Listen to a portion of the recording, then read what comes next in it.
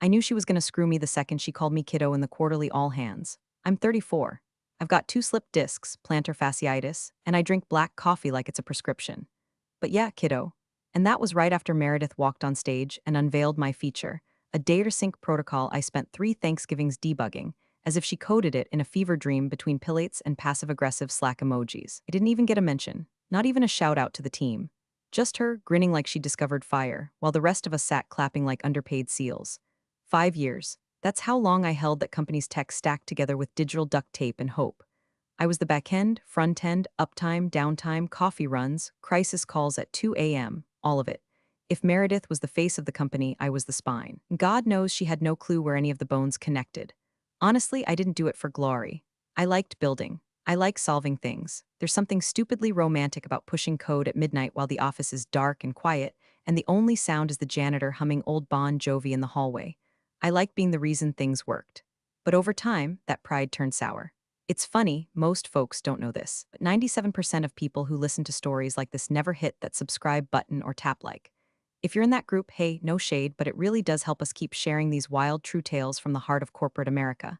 So if you're enjoying this so far, do us a solid. Hit like. Maybe even subscribe. It means more than you know, seriously.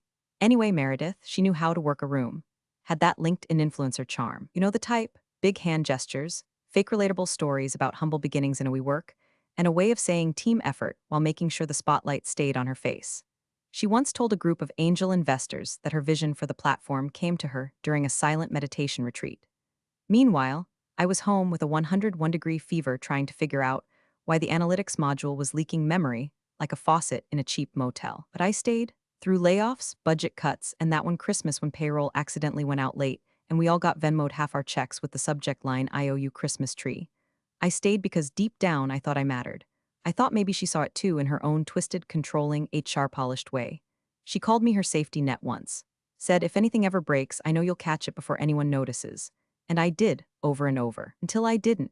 There was this one stretch, 2 months straight, where our only DevOps guy quit, and instead of replacing him, Meredith said, why don't you just absorb it?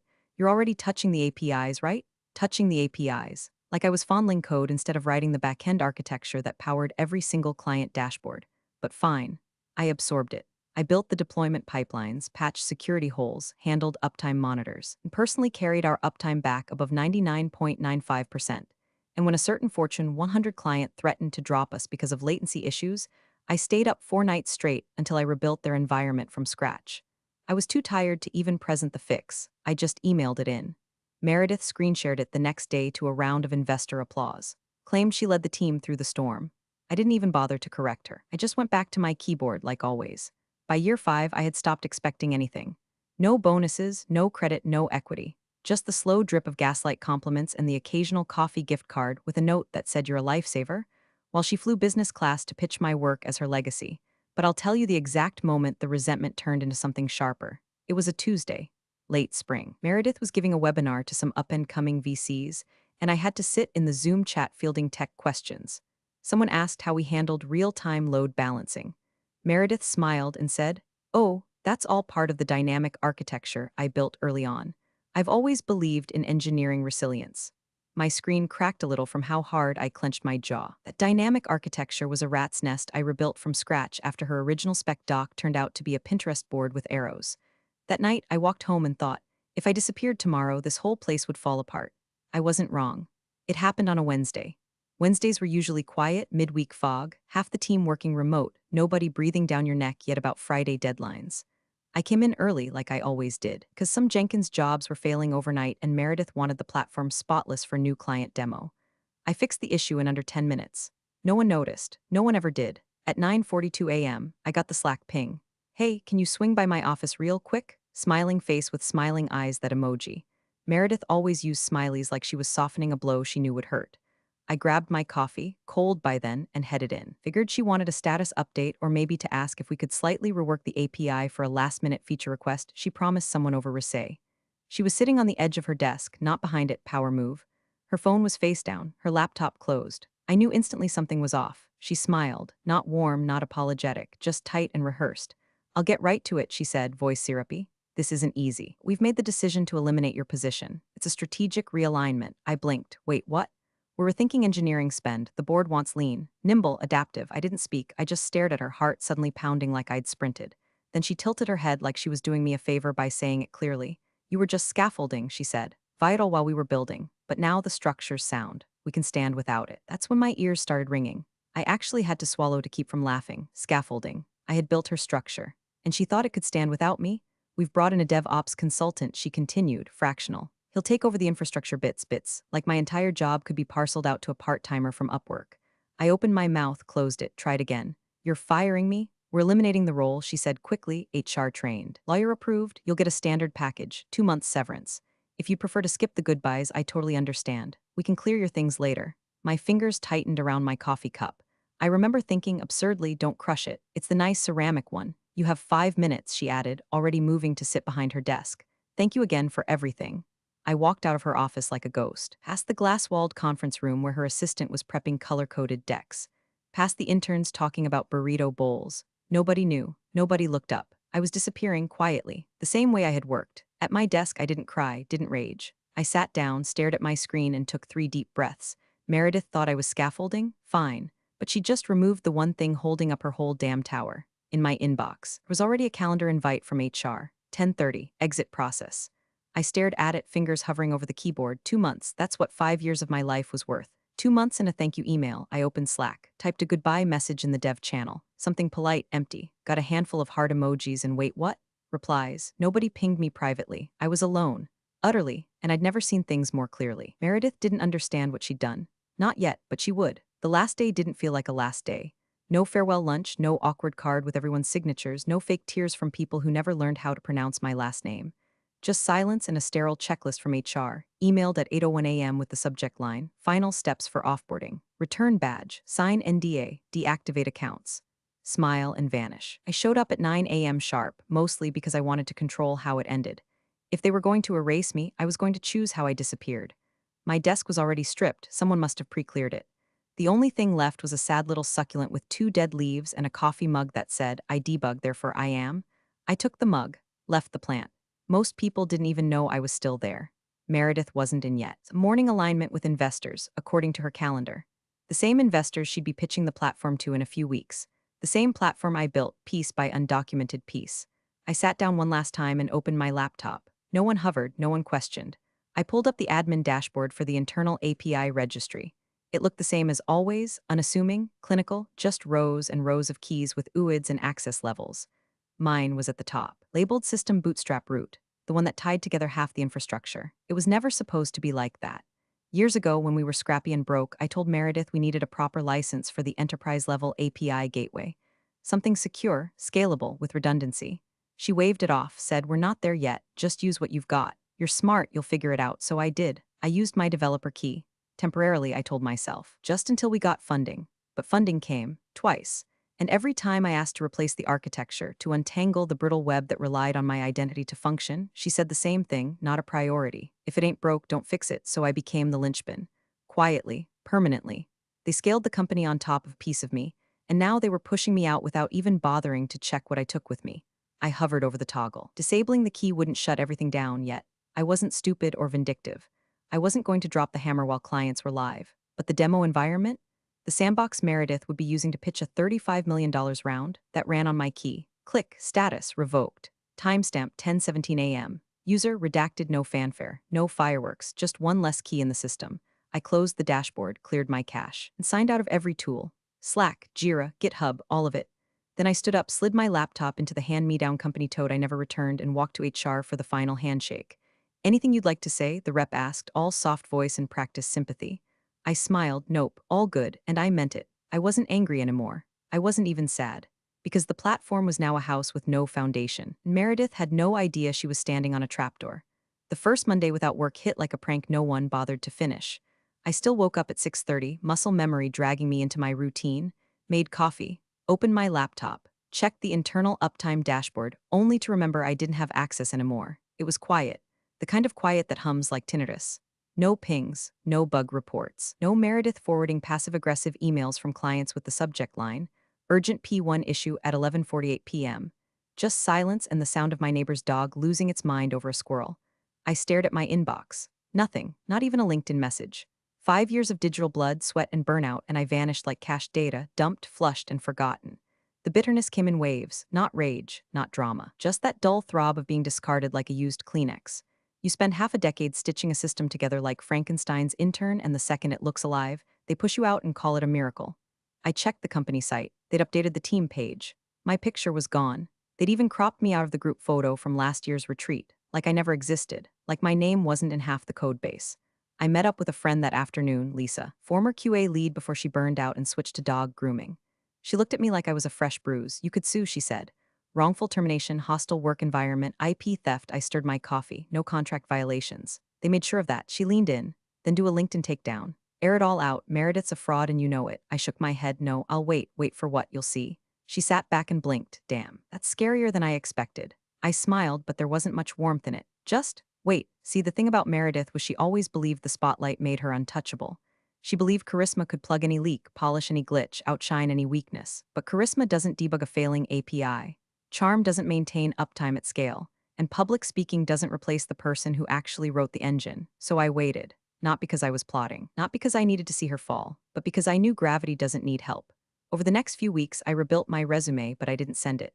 Took long walks. Rearranged my bookshelf. Played Stardew Valley until my farm was more functional than our production environment ever was. Every time I heard ping from my phone, I half expected it to be someone from the team realizing what they'd lost. It never came. The silence was instructional. I really thought they were fine. Good, I kept tabs, quietly checked the site. Scanned job postings, saw that they'd listed a role for platform optimization consultant. Sounded like a hatchet job wrapped in a thesaurus. Then I heard from a friend of a friend that Meredith was prepping for a new funding round. Big one, 35 million, investors from the coast, public pitch, live demo. My eyebrows raised, but I didn't say a word, didn't call anyone, didn't warn her. Just bookmarked the event page and brewed another cup of coffee. Sometimes the best revenge isn't what you do. It's what you already did. It started as a whisper on Reddit of all places. Some junior dev posted a brag in a niche startup thread, something like, "Wish us luck. Our fearless leaders pitching the big fish next week rocket hash series B hash tech life." I recognized the company name instantly. My company, or rather, the company that used to be mine, until Meredith scraped me off like expired UX. That's how I found out she was prepping for a $35 million investor pitch. Not from some insider tip, not from an old colleague reaching out, but from a 22-year-old Redditor trying to manifest funding with emojis. The next breadcrumb was LinkedIn. Meredith updated her banner, a quote about vision over velocity. The glamour shot headshot so aggressively filtered she looked like she'd been rendered in Unreal Engine.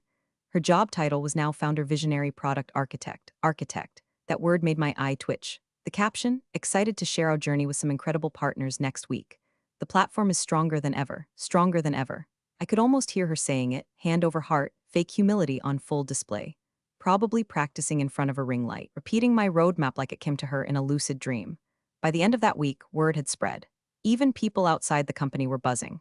Meredith had built this narrative around resilience through lean scaling. She pitched herself as the woman who single-handedly held the product together through turbulent times. Turbulent times equals me, sleeping under my desk during the great outage of Q3, me, ditching third-party services together with undocumented SDKs while she drank Prosecco at founder brunches. Me, writing shell scripts in my bathtub because my home office lost power and no one else could fix the cron job failing every 6 hours. But sure, she held it together. A mutual from an old Slack channel messaged me, "Yo, is it true Meredith axed you and then started pitching your platform to West Coast VCs?" I replied with one word, "Yep," followed by another, "Good," because I wasn't angry anymore. I wasn't bitter. I was ready. I could see her in my mind, standing in some sleek downtown event space, all glass walls and catered acai bowls, rehearsing in front of her team. Let's get the demo loaded. Everyone log into the sandbox. The very same sandbox environment that had been duct taped together with my personal API key. The one she never replaced. The one she never even checked. I imagined her clicking through dashboards, smiling for the photographers, dropping buzzwords like breadcrumbs, real-time analytics, self-healing architecture, frictionless scalability. I imagined her basking in the oohs and ahs as the investors nodded, impressed, not knowing what was coming. That demo was a loaded gun with a velvet trigger, and she was about to pull it. The part that made it perfect was how much she believed in her own story. That's always the fatal flaw with people like Meredith. They think charisma can outrun consequences. They think if they smile wide enough, the math won't matter. But platforms don't care about smiles, and keys, when revoked, don't come back. The pitch was scheduled for Thursday at 11 a.m. I cleared my calendar, made popcorn, and waited. Thursday, 10:58 a.m. I had the live stream open in one tab, muted. The pitch wasn't public, of course, it never is. But Meredith being Meredith, she couldn't resist broadcasting a fireside chat version of it for brand optics. Just her, a mic clipped to her perfectly creased blouse, a few fawning moderators, and a room full of investor buzzards pretending to sip coffee while deciding who'd get rich off her next exaggeration. I sat on my couch, laptop balanced on one knee, cold brew in hand. My dog snored at my feet. The world outside carried on like nothing monumental was about to happen, but I knew better. I refreshed the private Discord server I still had access to. One of the junior devs forgot to remove me, or maybe they didn't want to. A message popped up in the general thread, they're starting the demo. All logins green. I took a breath, long and steady. Heartbeat slow but loud. Not joy, not revenge lust, just focus, anticipation. Cold and coiled like a wire pulled tight. On screen, Meredith appeared. Camera found her at the edge of a modern stage, brick background, Edison bulbs hanging like the ghosts of startups past. She had that signature look on her face, performative humility glazed in ambition. She thanked everyone for showing up, gave her usual story about building something from nothing, and launched into the pitch with the confidence of a cult leader selling bottled air. "We've always believed that simplicity scales," she said, gliding across the stage. "And this platform, our platform, is the proof. Our cute," she waved at the screen behind her. A sleek demo environment was projected overhead, client dashboards, real-time metrics, pretty graphs with fictional uptime. All of it hooked into the sandbox I used to babysit. Our demo environment mirrors what our users experience in production. Live data, no tricks. Just results, no tricks. That part almost made me laugh. Investors pulled out their phones and tablets. Some logged in via QR code. Others tapped credentials into branded iPads handed out by her assistants. The Discord thread started pinging again. "Everything's fine, no lag, we're good. God, I hope she doesn't screw this up." I leaned back, sipped my coffee, said nothing. On stage, Meredith smiled wider. She was glowing now, pacing, gesturing, painting futures in midair with phrases like scalable vision and unified analytics. Every word rolled out like it was part of a TED clone, but I wasn't listening to what she said. I was watching the timer in my head. See, when I revoked that key, I didn't kill it instantly. I set it to expire. Delayed action. Just enough for the sandbox to idle on cash and confidence. But once the cache cleared, once the load hit the right threshold, it would choke. I looked at the clock. 11:09 a.m. On stage, Meredith was about to demo the flagship dashboard. "We're going to walk through a simulated client interaction to show you exactly how seamless this platform really is." She tapped a button. The screen blinked and blinked again. Back in Discord, wait. Anyone else getting timeout errors? The sandbox just hung. I turned up the volume. Meredith's mic was picking up a faint shift in her tone now. Not panic yet, just the tiniest hitch. She tapped again, still nothing. "Looks like we're having a little refresh issue," she said with a practiced chuckle. "Just a minor hiccup, should be back in a second." Investors glanced around. One refreshed their screen. Blank. Another tried reloading and got a red 404 banner. Phones were coming out. Murmurs rippled across the room like a cold wind. Back in Discord, "I think the API's dead. Logs say invalid credentials." Who changed the sandbox config? They didn't know yet, but I did, and so did the key. At first, it was just one screen. Front row, left side, some bearded guy in a gray blazer squinted, tilted his iPad, refreshed, then frowned like it had personally insulted him. He tapped again. Nothing. Then the second screen froze, then the third, like dominoes in slow motion, demo after demo stopped responding. Graphs vanished. Load times stalled. Animations spun forever like they were stalling for time that no longer existed. I watched from my living room as the wave rolled over the room. A few investors coughed politely. One raised a hand. Another whispered to a colleague, shielding their phone like it held trade secrets. And Meredith kept smiling, but it was a mask now, tight around the edges. "Oh, looks like we've got a little hiccup," she said with that brittle charm she'd always weaponized. "Should be right back. Our dev team is just fine-tuning some background refresh logic." Lies, pretty stalling lies. I'd heard her say them to clients 100 times, but there was no dev team behind the curtain. There was no fix coming because I wasn't there to fix it. I leaned forward, elbows on knees, laptop glowing with the Discord thread now in full-blown panic, all sandbox users down. API endpoint returns 404, not cached, this is core. Who the F pulled the key? The key, my key, the one they never replaced, the one Meredith forgot was me. On the screen, Meredith was starting to sweat, not much, just a shine along the brow, a little tightness around the mouth, her clicker stalled. The giant screen behind her had gone full white box 404. Error, resource not found. You could hear the room shift, the air got thick. People weren't whispering anymore, they were murmuring in full sentences. Investors were checking their devices, side-eyeing each other. Phones buzzed with internal group chats Meredith couldn't see. She kept talking, like she could keep the illusion alive if she just filled the space with enough adjectives. This is the beauty of working live, right?" she said with a forced laugh. "You see the product in action, warts and all." "Warts, 404 isn't a wart, it's a corpse." The murmuring grew, chairs creaked. Someone in the back audibly said, "Is this the real environment or a demo?" And Meredith, oh Meredith, still tried to fake control. "This isn't indicative of the real product. Obviously, there's a temporary access conflict. Our engineers are already looking into it. We'll have it resolved in just a moment." Her voice cracked halfway through that sentence. Discord lit up again. The token was hard-coded. "It's gone. Everything linked to it just died. Why was this even tied to a personal key?" I could have answered that. I could have explained how 5 years ago she told me to just make it work without proper funding. I could have reminded her that I warned her more than once. But no one listens to scaffolding. They only notice when it's gone and the building starts to crumble. On stage, Meredith's smile was gone. Her hands trembled slightly as she gripped the clicker like it could save her. One assistant was now crouched near the AV booth, whispering into a headset. Another stood off stage, pale, motionless, clutching a tablet that refused to load. The crash was here, total failure, not a flicker, not a stutter, just 404, and I didn't need to gloat. Because that error message said everything I couldn't. The whisper came around 11:18 a.m. By then, the room was a minefield of crossed arms and raised eyebrows. Investors were no longer pretending to be polite. They were scanning the exits, refreshing their devices in angry loops, mumbling things like "waste of time" and "this wasn't in the deck." On stage, Meredith stood frozen mid-pivot, her mouth half open like she'd just forgotten a line from a play she wrote but never understood. That's when her assistant Talia, I think, emerged from the wing. Clipboard clutched to her chest like a shield, face pale, steps quick and careful like someone approaching a wounded animal. She didn't speak right away. Just reached up, stood on tiptoe, and leaned into Meredith's ear. I couldn't hear the words, but I didn't need to. I knew exactly what she said because I wrote the punchline 5 weeks ago. On the stream, Meredith stiffened. You could actually see the moment her spine locked and her eyes widened, not just in panic, but in recognition. Her whole face went still like the image froze, but the video kept playing. She blinked. Once. Twice. And then she turned, slowly, robotically, toward the backstage screen that still flashed 404, resource not found in bold, unapologetic letters. In Discord, the devs were scrambling. It was her old root key. We never rebuilt the auth layer after she left. Who approved this architecture? Someone, bless them, finally typed it out. This whole thing was built on her credentials, me. Meredith's hands were shaking now. I could see it. She tried to lower the mic, fumbled, dropped it against her hip with a loud thump. Talia stepped forward again, offering the clipboard. Meredith waved her off too hard. You could hear her breathe into the mic, sharp and uneven.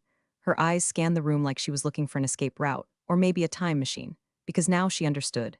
Every pixel of the demo environment, every graph, every click, every client simulation, it all lived and died on the back of a single API key. Key she never replaced. A key she never even asked about after firing me because I was just scaffolding. And scaffolding in her world was never meant to outlast the paint job. The irony was almost poetic. She fired the person who built the foundation and then leaned her entire future against it without checking if it was still standing. And now it wasn't. I didn't cheer, didn't punch the air, didn't take a screenshot. Oh, God knows I could have sold it for 1,000 office workers worth of catharsis. Instead, I watched her unravel. From hundreds of miles away in sweatpants and with a chipped mug of microwave coffee, I watched the power I used to carry silently become thunder in someone else's hands, and watched it knock Meredith flat on her flawless, polished ass. For once, I didn't need to say a damn thing. The silence was doing it for me. She didn't move. Meredith stood center stage, paralyzed in a storm of whispers and silent judgment, as the giant screen behind her glared back with one final message: resource not found. There was nowhere to pivot, no monologue, no metaphor, no branding jargon slick enough to salvage it. She tried. God, she tried. This isn't, obviously there's been an oversight. A technical miscommunication. Her voice cracked on the word technical. A ripple of discomfort spread through the room. Some investors looked away, embarrassed for her. Others just stared, unimpressed, faces stone cold with that brutal kind of clarity that only shows up when someone's mask finally slips. She took a step back. The mic clipped to her jacket picked up her shaky breath. You could almost see her run through the mental math. How fast can I blame the dev team? Can I spin this? Can I promise a fix in the follow-up deck? Will they buy pilot environment stress test? But it didn't matter. No one was buying anything. Because the product, the platform she sold as her brainchild, her baby, her vision, was visibly, undeniably dead in the water. And she didn't even know where the engine was. And the silence? Oh, the silence was biblical. No assistants running in with a fix. No miracle laptop rising from the crowd with a secret backup. Just Meredith, white as printer paper, mouth slightly open, blinking like her contact lens had betrayed her too. I watched from my living room. No emotion on my face, just stillness, not joy, not vengeance. Just the deep, resonant click of a lock turning somewhere inside me. A chapter ending not with applause, but with failure sinking its claws into the right person for once. She had told me I was scaffolding, that I was never meant to be part of the final structure. She was right, because scaffolding comes down once the structure stands. But what she built, it never stood. The second I stepped away, the whole thing crumbled like a stage prop made of cardboard and arrogance. No alerts came in, no apologies, no desperate DMs. Meredith didn't try to reach out, didn't beg for help, didn't suddenly realize my worth in some last-minute redemption arc. She just stood there, ghost white, as investors packed up their laptops, half-mumbled excuses, and walked out with the kind of cold detachment usually reserved for bad theater. She didn't cry, she didn't collapse, but she froze. A statue of hubris, finally realizing there was never any magic, only someone else's work behind the curtain. And me, I closed the laptop. Let the video feed vanish into nothing. I didn't need closure. I didn't need her downfall to be loud or televised or dramatic. I just needed it to be real, and it was. The platform was gone, the illusion shattered, the empire exposed as hollow. Meredith, for all her sparkle, was just another grifter in heels selling mirrors to people who wanted windows. And I was done being scaffolding. No gloating, no comeback arc, no second chances. Just a cold, clean freedom. Bridges burned, earth salted. And finally, quiet. Thanks for watching, you cubicle warriors. Hit that subscribe button. Unless you're my old boss, then you're on your own. Revenge of the coffee pot strikes again.